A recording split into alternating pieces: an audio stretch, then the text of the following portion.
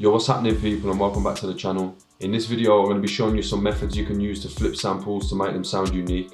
I'm going to go over some free methods that use stock plugins and features that are available in your DAW, and then I'm going to go over some quick methods that require third-party plugins. So with all that said, let's flip some samples.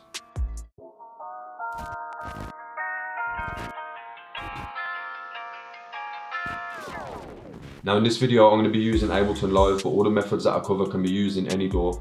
So the first thing I'm going to do is just come in and drag a loop onto the playlist, and I'm going to go with one from the new Halloween kit for myself and Dixon.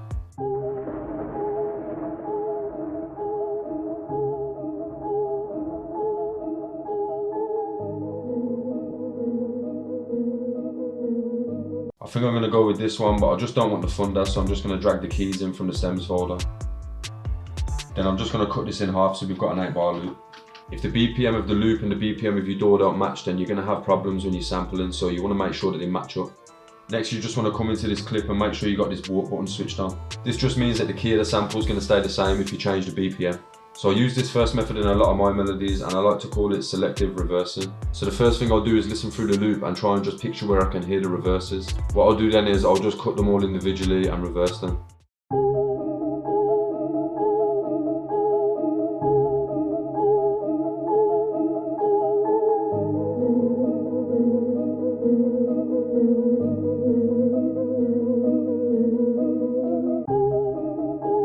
So I've gone through now and I've made all the cuts to where I think the reverses are going to sound good. So now I'm just going to go into each individual clip and hit this reverse button.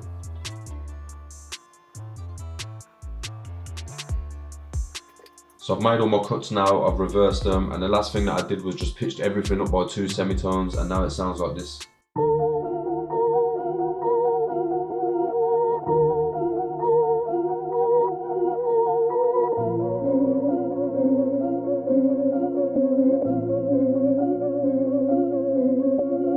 The next method is a way that you can make an effect just like halftime without using any plugins at all. So all I'm going to do is drag another loop onto the playlist, and again you want to make sure that your BPM matches up to your sample.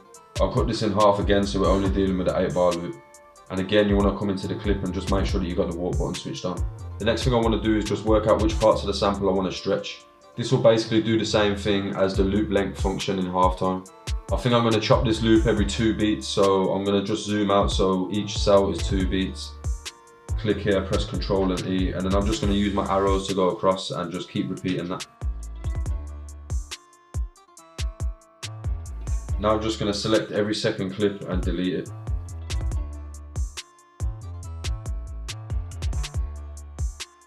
Now as long as this warp function's on, you'll be able to come to the end of the sample, and if you hold shift you'll see this little triangular icon up here. Now this means you can stretch this sample out. You're going to want to do this for every single clip. And once I've stretched all these clips out, we go from having a sample like this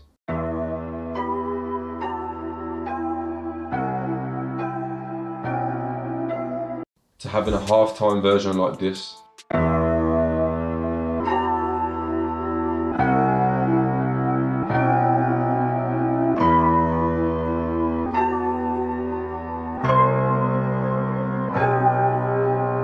The third method I'm going to show you is probably the best way that you can make samples sound different, and that's to chop them up inside a sampler. With this method you can make the sample come out sounding totally different, and in some cases unrecognisable. So I've created a new MIDI track, and now I'm just going to drag Ableton Simpler onto it. I've got the loop that I want to use up here, so I'm just going to drag this down into the Simpler window.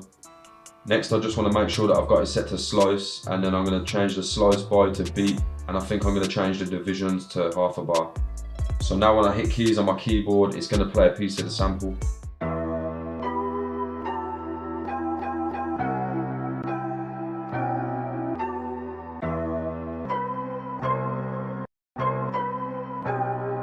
Then I'm just going to come in and create a MIDI clip so I can lay down a chopped up version of the loop.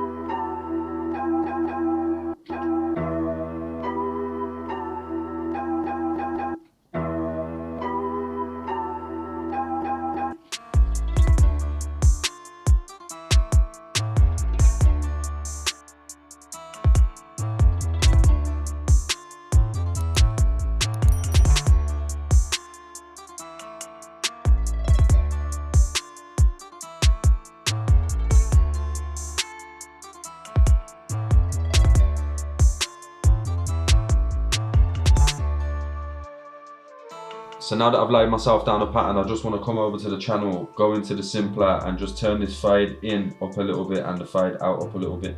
And this is just going to stop any of those click noises. So now that we've done all that, we've got a chopped up version of our loop that sounds like this.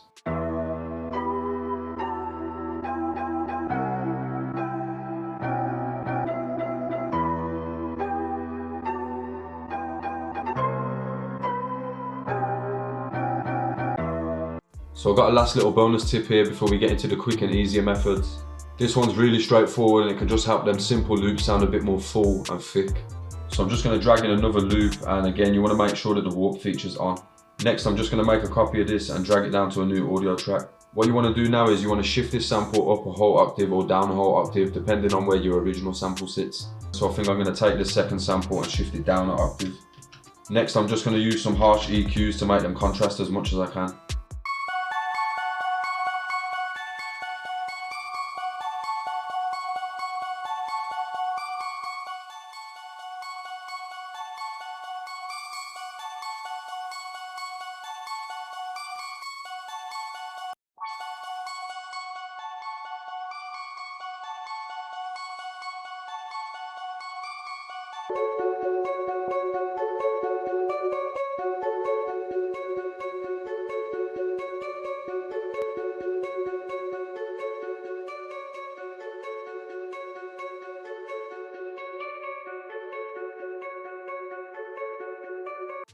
Then I'm just going to take my lower one and pan it a little to the left, and then take the other one and pan it a little to the right.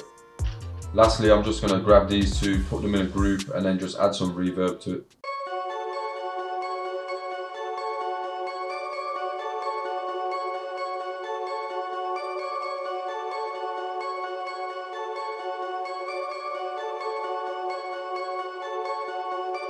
So those are all the ways to use the tools in your DAW to make loops sound different. Now we're going to get into some quick, easier ways using third-party VSTs. The first plugin I like to use is Shaperbox. This plugin has all of these different effects which you can apply all at the same time to get some real creative effects chains going on. It's also got folders and folders of presets, however I just like to make my own. My favourite effects to use are the volume, the time and the pan shapers. So with this filter shaper you can get some real good sidechain effects going on, so I like to just come in and draw myself in a little pattern like this and then see how that sounds. That sounds a bit fast, so I'm just going to come in and change the length up here to 2 bars.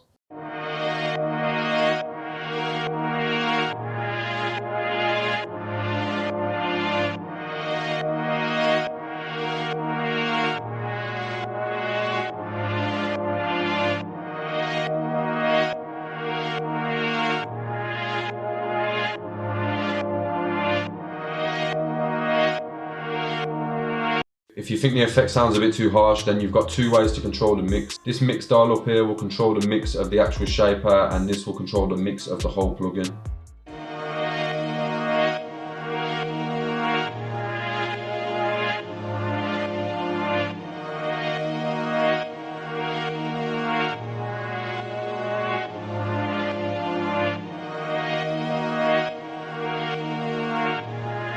Next I'm going to add this time shaper, and I'm just going to come in with the straight line tool and draw a line to halfway, and then I'm going to draw another line somewhere a bit further down.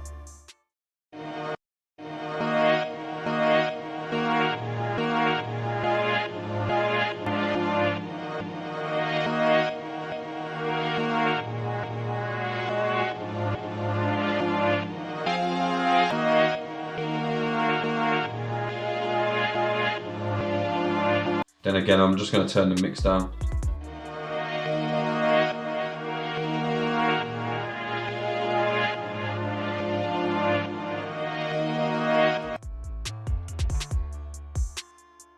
Lastly, I'm just going to come in and add some panning.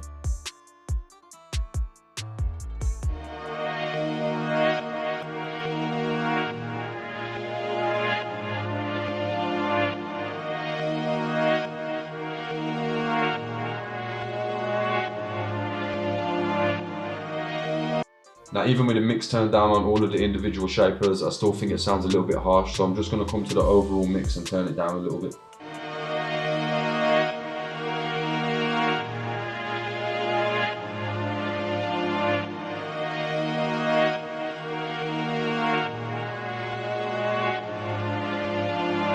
Now method number 3 I thought was only ever available in FL Studio, but it turns out I was wrong, and that is Gross Beat. I don't think there's many producers out there that have never heard of this plugin. This plugin comes with tons of presets that will mess with the timing of the loop, the side chaining, the volumes. It can mess with pretty much anything.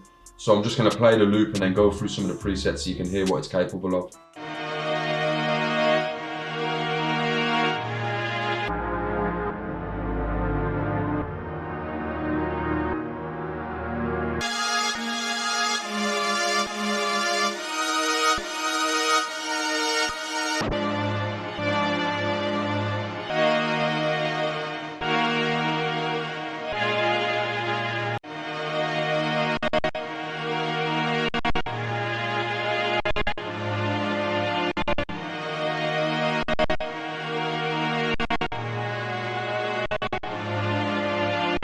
So the last method I'm going to talk about today is the use of multi-effects plugins. And what I mean by this is plugins like RC20, Reels, and Cymatics Pluto.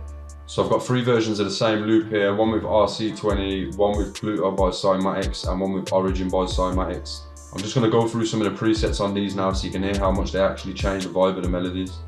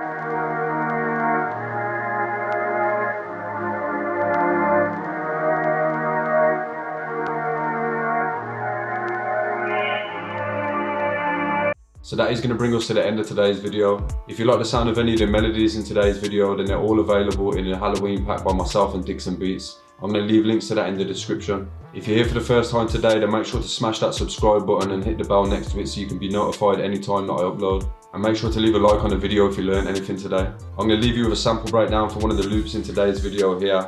And I'm going to leave you a video here on MIDI chord progressions. Thanks again for watching, and I'll catch you all in the next one.